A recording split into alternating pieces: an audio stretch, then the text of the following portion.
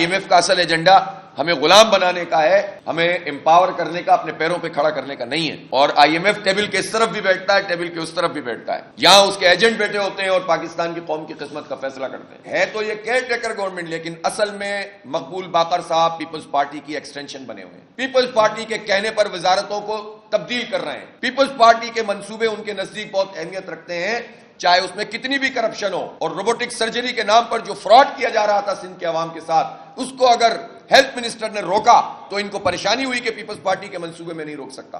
اس وقت جو ہمارے ملک کی سیاسی صورتحال ہے، جو نگراں حکومت ہے، اس کے حصے کا کام یہ ہوتا ہے کہ وہ الیکشن کروائے اور جو روزمرہ کے معمولات ہیں ان کو انجام دے.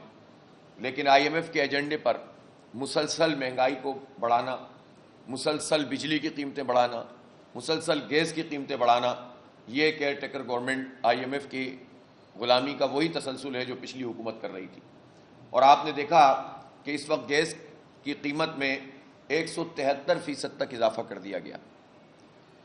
اور وہ صارفین جو پروٹیکٹڈ صارفین تھے، جن سے 10 روپے لیے جاتے تھے، سمجھ لیں کہ ایک لائن رینٹ فکس ریٹ کے طور پر، وہ اب 400 روپے کر دیے گئے. تو آپ ظاہر پروٹیکٹڈ صارفین میں تو عام لوگ آتے ہیں جو گیس کے کنزیومر ہیں. اور آپ نے دیکھا کہ کس طرح سے انہوں نے 100 MMBTU سے لے کر جو پورا سلیب بنایا ہے، اس میں 150 سے لے کر 172% تک گیس کی قیمتوں میں اضافہ کر دیا ہے. لوگ کہاں جائیں؟ پہلے ہی بجلی کی قیمتوں سے مارے ہوئے لوگ ہیں. بجلی کی قیمت میں پھر کوارٹرلی ایڈجسٹمنٹ چارجز کے نام پر 2.25 روپے کا اضافہ کرنے کی بات کر رہے ہیں. اور یہ نیپرا جس کی ذمہ داری صارفین کو پروٹیکٹ کرنا ہے، جو ہماری پاور پالیسی ہے، اس پاور پالیسی میں بات لکھی ہوئی ہے کہ جو کنزیومرز افورڈیبلٹی ہے اس کو ملحوظ رکھا جائے گا کہ وہ افورڈیبل ہے کہ نہیں ہے. ٹیرف دیتے ہوئے اس کی اکاؤنٹیبلٹی کی جائے گی، جو لوگ بھی غلط کام کر رہے ہیں ان کی بجلی کی کمپنیاں، اور ٹرانسپیرنسی کو ملحوظ خاطر رکھا جائے گا. لیکن کے الیکٹرک کے کیس میں خاص طور پر یہ تینوں چیزیں نہیں کی جا رہی. اور کے الیکٹرک مافیا، اس مافیا کی سرپرستی نیپرا اور حکومت کرتی ہے اور ہر جماعت کرتی ہے، اور سب اس کے ساتھ ان کا کھاتا بنا ہوا ہوتا ہے اور اس پر آواز بلند نہیں کرتے. آپ دیکھیں اس وقت بھی حکومت پوری طرح سے کے الیکٹرک سبسڈی کے الیکٹرک لے رہی ہے سینکڑوں ارب روپے کی، لیکن وہ سبسڈی عوام پہ لگنے کے بجائے کہ الیکٹرک مافیا اس سے پروفٹ دیتی ہے. اگر ڈائریکٹ جنریشن کا کام گورنمنٹ سیکٹر میں ہو اور ملٹیپل کمپنیاں ٹرانسمیشن اور ڈسٹریبیوشن کی ہوں، تو خود بخود یہ جو سبسڈی ہے، یہ سبسڈی عوام کے اوپر لگے گی اور بجلی کی ترسیل بھی بہتر ہو جائے گی، اور جنریشن میں ہمیں اپنا حصہ نہیں دینا پڑے گا اس کمپنی اور اس مافیا کو. لیکن دعوے اور باتیں سب کی ہوتی ہیں، لیکن سب مافیا کے ساتھ ہیں. اور وائٹ کالر کرمنلز جو بیٹھے ہوئے ہیں بڑے بڑے کے الیکٹرک میں، اس کو سپورٹ کرنے والے کرمنلز بھی ہیں جو حکمران طبقے میں موجود ہوتے ہیں. اور یہی وجہ ہے کہ قیمتیں سب سے زیادہ مہنگی بجلی کے الیکٹرک بناتا ہے. سب سے زیادہ ان کے پلانٹ خراب چلتے ہیں.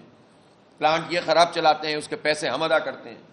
عوام کی پتلی گردن ہے کہ جو ڈسکوز ہیں، جو کمپنیاں ہیں، ان کی جو پرفارمنس خراب ہے، اس کا سارا بوجھ عوام کے اوپر ڈلتا ہے، بجائے اس کی کہ اکاؤنٹیبلٹی ہو، ان لوگوں کا احتساب کیا جائے. تو پاور پالیسی کے بالکل علی الرغم اس کے برخلاف یہ سپورٹ کی جاتی ہے حکومت کی طرف سے.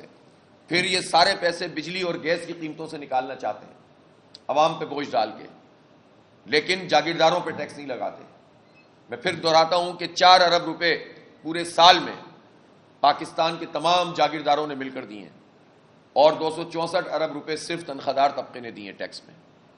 آپ اندازہ لگائیے، جن کی زمینیں 40% زمینیں جو ہیں زرعی زمینیں، جو کلٹیویٹڈ لینڈ ہیں جہاں پر کاشت ہوتی ہے، وہ صرف 4% جاگیرداروں کے پاس ہیں، باقی تو چھوٹے کسان ہیں. تو جو 4 ہیں یہ سب مل کر 4 ارب روپے دے رہے ہیں. اور آپ اندازہ کر سکتے ہیں کہ یہ سارے پیسے بجلی اور گیس کی قیمتوں کے نام پر عوام سے لوٹے جاتے ہیں، ان سے وصول کیے جا رہے ہیں. گیس کی پرائس بڑھنے کے نتیجے میں صنعتوں کا کیا حال ہو گیا ہے. پہلے ہی یہاں پر پرابلم ہے، پہلے ہی ڈالر کی اور ان سب چیزوں کے نتیجے میں پوری صنعتیں تباہ ہوئی. ڈالر کم ہوا پھر بڑھنے لگ گیا، سارے دعوے دھرے کے دھرے رہ جاتے ہیں. اور آپ یہ دیکھیے کہ جب آپ اتنی مہنگی گیس کر دیں گے تو پروڈکشن کاسٹ کہاں چلی جائے گی؟ پھر آپ کیسے کمپیٹ کریں گے چائنا سے؟ پھر آپ کیسے کمپیٹ کریں گے بنگلہ دیش سے؟ پھر ہماری کیسے ایکسپورٹ ہوگی؟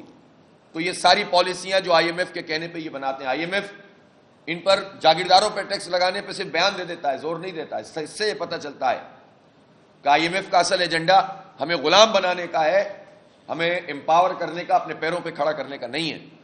اور IMF ٹیبل کے اس طرف بھی بیٹھتا ہے، ٹیبل کے اس طرف بھی بیٹھتا ہے، یہاں اس کے ایجنٹ بیٹھے ہوتے ہیں اور پاکستان کی قوم کی قسمت کا فیصلہ کرتے ہیں۔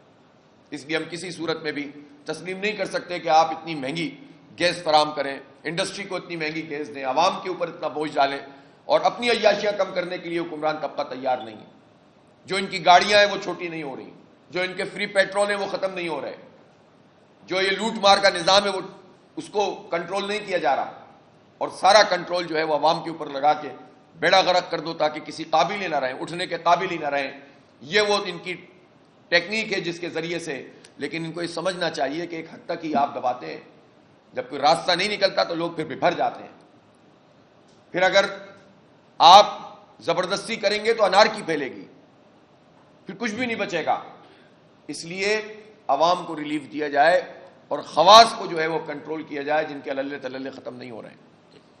میں عرض کرنا چاہتا ہوں کہ اس وقت شہر کراچی میں بدترین صورتحال ہے۔ کارپوریشن جس کے ہمارے قبضہ میئر صاحب چیئرمین ہیں، یہ کارپوریشن کا بنیادی کام کیا ہے؟ پانی کی فراہمی، سیوریج کا نظام درست کرنا۔ 15 سال سے پیپلز پارٹی کی حکومت ہے، اور پیپلز پارٹی کی حکومتوں میں MQM برابر کی شریک ہے۔ جو بھرتیاں پیپلز پارٹی کرتی رہی MQM بھی کرتی رہی۔ وہ الگ بات ہے کہ میرٹ کی بنیاد پر دونوں نے نہیں کیا، اور کرپٹ ٹولے کو MQM نے بھی اور پیپلز پارٹی نے بھی واٹر بورڈ میں گھسایا، مختلف جگہوں پر ڈالا، اور وہ اپنے اپنے آفسوں یونٹ آفسوں میں کام کرنے والے لوگ تنخواہ یہاں سے لیتے رہے، اور یہ بوجھ کراچی کے عوام پر پڑا۔ یہ دونوں ہمیشہ اتحادی ہوتے ہیں، الیکشن سے پہلے نورا کشتی ہوتی ہے، بعد میں پھر گود میں بیٹھتے ہیں اور بیوقوف بناتے ہیں کراچی کے عوام کو۔ تو اس وقت صورتحال یہ ہے کہ واٹر اینڈ سیوریج کارپوریشن وہ گٹر کے ڈھکن لگانے میں بھی کامیاب نہیں ہوئی۔ 3 مہینے پہلے قبضہ میئر صاحب نے کہا کہ 1 مہینے میں سارے ڈھکن لگ جائیں گے۔ جو کوالٹی ان ڈھکنوں کی آپ جا کر دیکھیں، بدترین طریقے، اس میں جتنی بڑی کرپشن ہو رہی ہے، اور پھر کتنی ہزاروں کی تعداد میں تو یہ لگا بھی نہیں پائے۔ پرسوں بھی کورنگی میں واقع ہوا، ایک 8 سالہ بچہ اس میں پھر گر گیا۔ یہ تقریباً 100 کے قریب بچے گر چکے ہیں پچھلے 1-1.5 سال میں، اور اس کے پیچھے اس کے ماموں کودے، بچہ تو بچ گیا اور اس میں ماموں کا انتقال ہو گیا کہ تیسرے آدمی نے جا کے ان دونوں کو نکالا۔ آپ سوچیں تو صحیح، المیہ کوئی پوچھنے والا نہیں ہے۔ اور اسی طرح سے بڑی بڑی سڑکوں کے اوپر یہ حال ہوا ہے۔ کرپشن ہے، کرپشن ہے۔